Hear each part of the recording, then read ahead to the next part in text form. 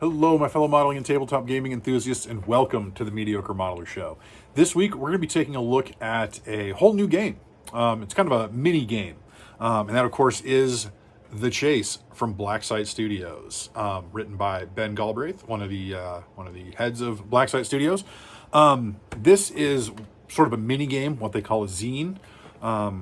This one came out about the beginning of April.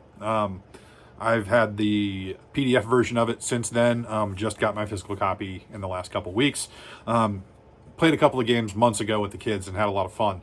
But now that I got the physical copy, I feel a little more comfortable doing a review of it, and then hopefully doing a playthrough here that we should have up sometime this month. So a little bit about it. Again, it's kind of a mini game designed to be played on a 3x3 in about a half an hour. It's either solo or cooperative.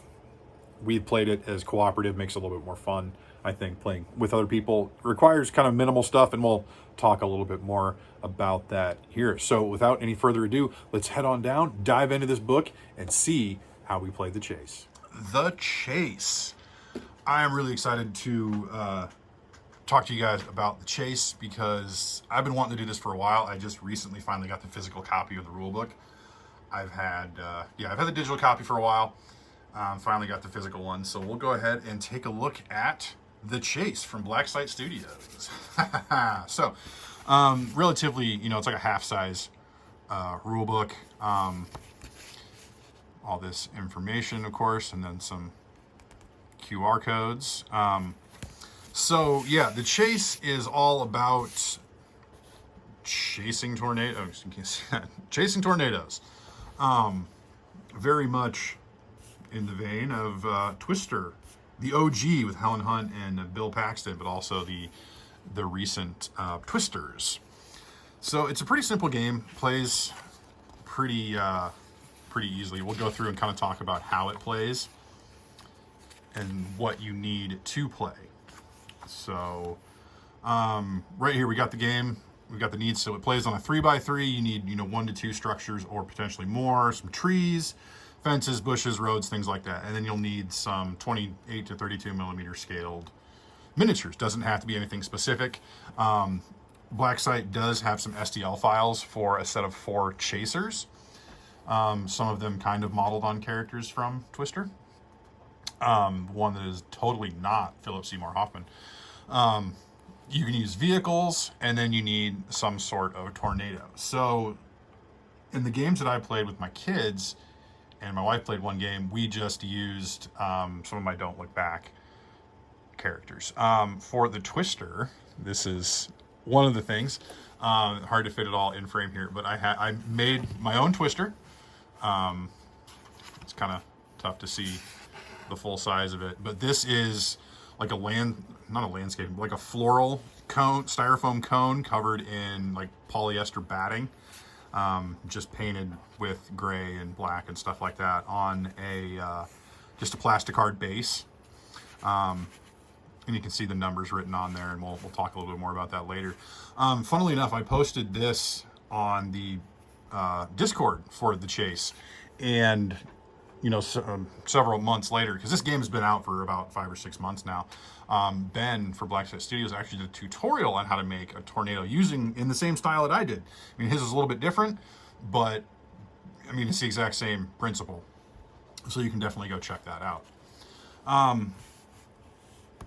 Game length, 6 turns, random movements. So it uses D10. You need to use 3 different D10s. So I've got 3 different ones. They suggest red, white, and blue. I couldn't find like a white or clear one, so I used the smoke one. So that works pretty well.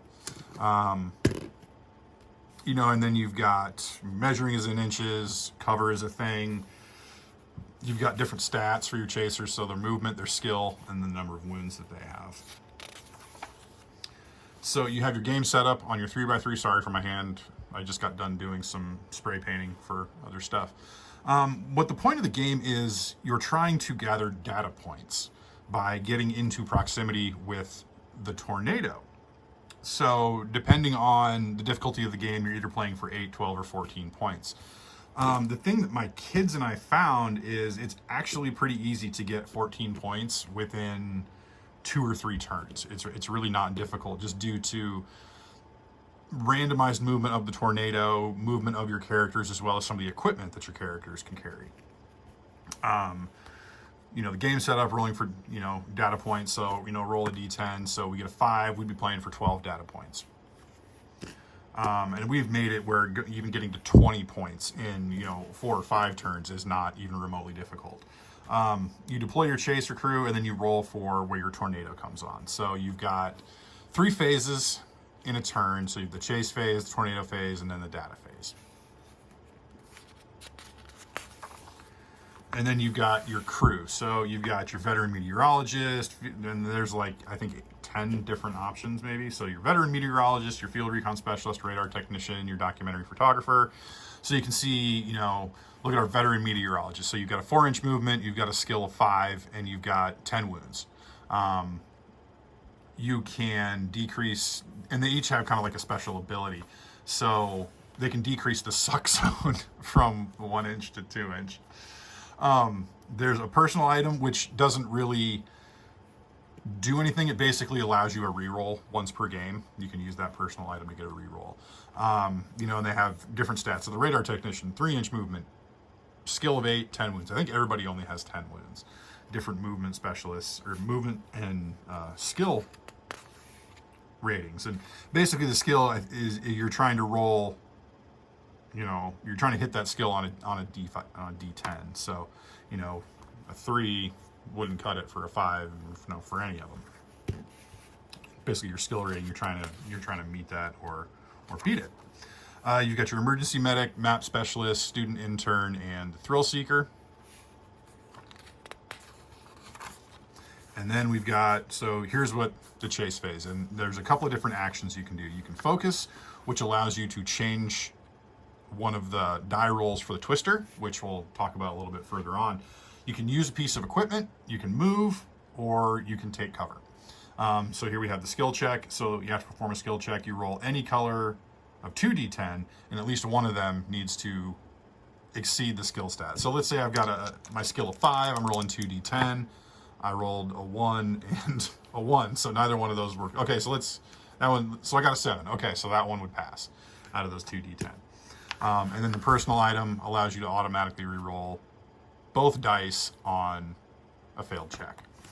So you get some different equipment that does different things. So your anemometer, your mobile Doppler radar, deployable sensor array, a camera, and a satellite phone. I mean, the camera is one of those things you just have to be within 12 inches, and it gets you an extra data point.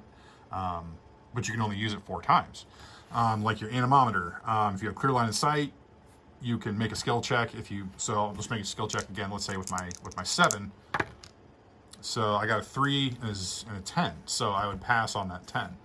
I can re-roll any one of the 3 dice on the next twister roll, because that could be somewhat helpful. But each of them do different things, and some of them can get you extra points. Like the deployable sensor array gets you additional points for two rounds. So you can't move it once you deploy it, but it can get you some extra stuff, get you extra data points. And we'll take a look at how that can stack fairly quickly. So you've got the twister roll. And I have to remember exactly how, it's been a few months since I played it, or since I played this. So if we look here, after activating a chaser, players perform a skill check using the chaser's skill value, make note of how many successes there are. So I've done my actions. I'll roll again. Let's say on my 7, my veteran meteorologist, I got a 6 and a 4, so I got none. Let's do that again. So I got a 10 and a 1. So I have 1 successful skill check. So I need to keep track of that, because later on, when it comes to the tornado roll, the tornado phase, I can cancel one of the dice from the twister roll. So the phase of play is kind of alternating. So you'd pick your first character, do their action, then you would have a tornado phase. Your next character, tornado phase, so on and so forth till you've gone through, generally 4 characters. So you have 4 tornado phases per turn, 4 character phases per turn. So you move the tornado in inches, and direction is rolled on the D10 in the order shown below. So you roll all 3 dice. So, and we go red, white, blue in that order.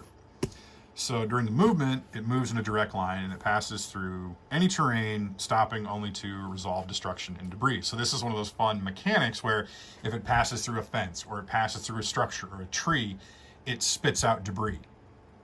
And it's kind of randomized what direction it goes and how far it goes. And then certain things have more debris. So a tree, a fence, 1 or 2 pieces. You know, a structure, a large structure, 3 pieces. You know, and that can be devastating because it can cause multiple wounds. So here we've got the direction template, which is essentially the base of our twister. You can see here where I've got the numbers written on. I need to, fancy that up a little bit. But so, yeah, that's the debris template. Yeah, again, I have to remember exactly how that works. So you roll a d10 for each piece of debris and then refer to the template on page 23, which is back here. And you can also get a printable,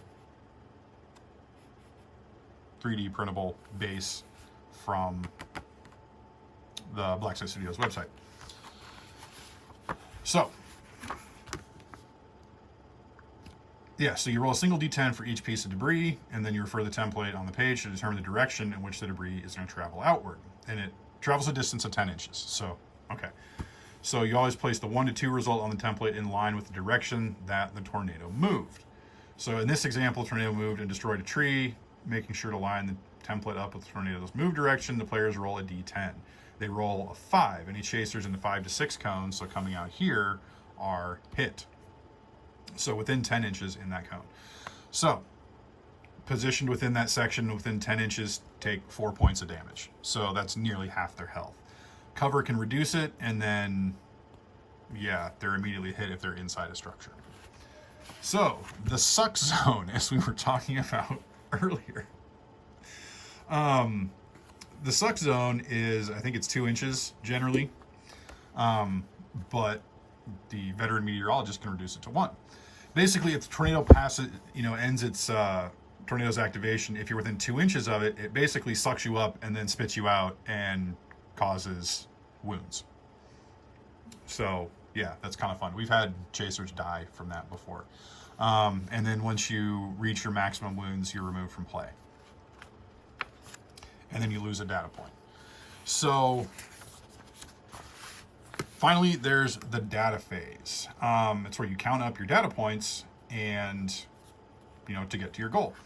So you've got your proximity data. So here's your tornado. So within 0 to 6 inches of the base of the tornado, you get 2 data points for each chaser within there. And then from 6 to 10, you get 1 data point for each in there.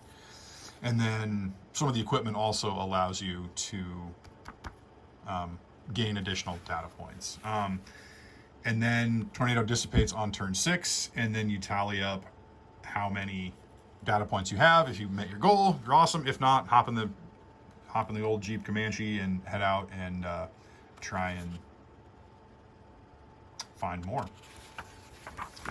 Okay, so then we've got some additional optional rules, which we haven't tried yet, but they look like they could be kind of fun. I mean, from anywhere from spawning 2 tornadoes, doubling the amount of debris, to making it a tornado on a 10-inch base, because this is a 5-inch base. But think, you double that to a 10-inch base to make it even more challenging and entertaining. So there's things that I'm forgetting, because like I said, it's been a while since I played, and I have to go back and kind of figure out, exactly how you determine, direction that the tornado moves.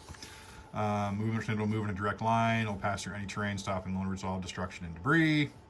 And then end its movement when in full distance rolled. So, yeah, I need to read up on that and make sure I understand it. So that is the chase. So, yeah, it's a pretty fun game. Like I said, I've got the PDF and now the physical copy. But I would highly recommend it. It's a fun, plays pretty quick. Takes minimal amount of supplies. So definitely something I would definitely look into if you're looking for something, just a quick little different kind of tabletop game. Well, there we have it, folks. The Chase from Blacksite Studios. So I had to do a little bit of research and kind of came up in vain on how exactly the tornado moves. And like I said, it's been a while since we played. And looking back through the book, I think I've got it figured out, but I couldn't really find anything definitive online. I know Blacksite did a Twitch stream like almost 6 months ago where they did a demo of it, but I can't find it now. And I don't think there are any other playthroughs that I've found. So the way that I'm going to go with how it works is kind of how it's described for random direction and scatter, where you're rolling a d10. So here, I'm going to roll my first one. Let's say I roll a 3 and it's pointing this way. I would go 3 inches this direction. So use the top of the triangle as your direction indicator. So, go 3 inches that way. Assuming this is, a flat plane here, that's my play surface. So like this. And then I would orient the 1 and 2 on the template in that direction.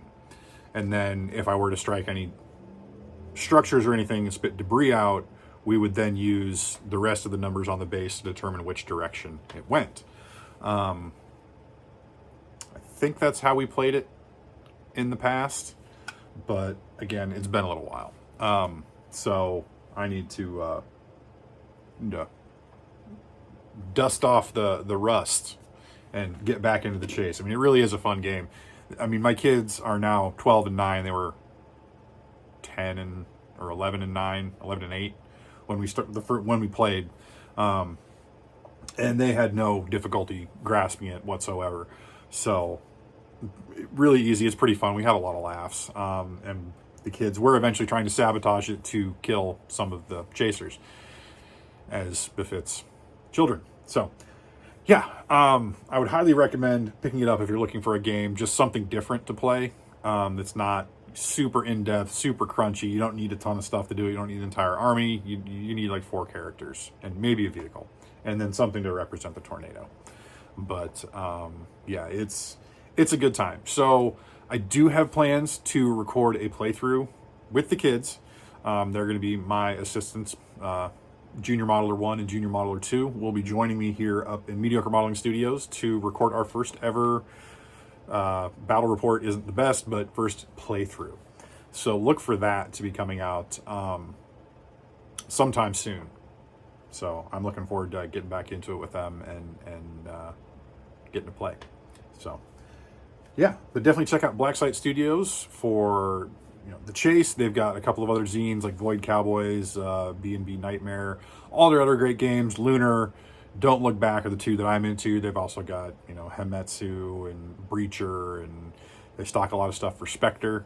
So definitely check out Blacksite Studios. I think it's blacksitestudio.com. I can't remember. I'll try to put a link to their website in the description down below. So thank you very much, folks, for watching. I sure do appreciate it. If you feel so inclined, please like, comment, and subscribe.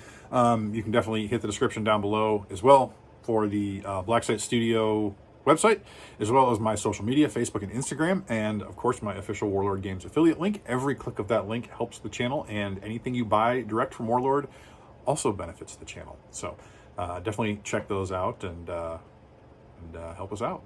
Not that I'm struggling. I do this for free. I'm not trying to make a living out of this. I have a real job. I like my real job. It's pretty good. Pays the bills.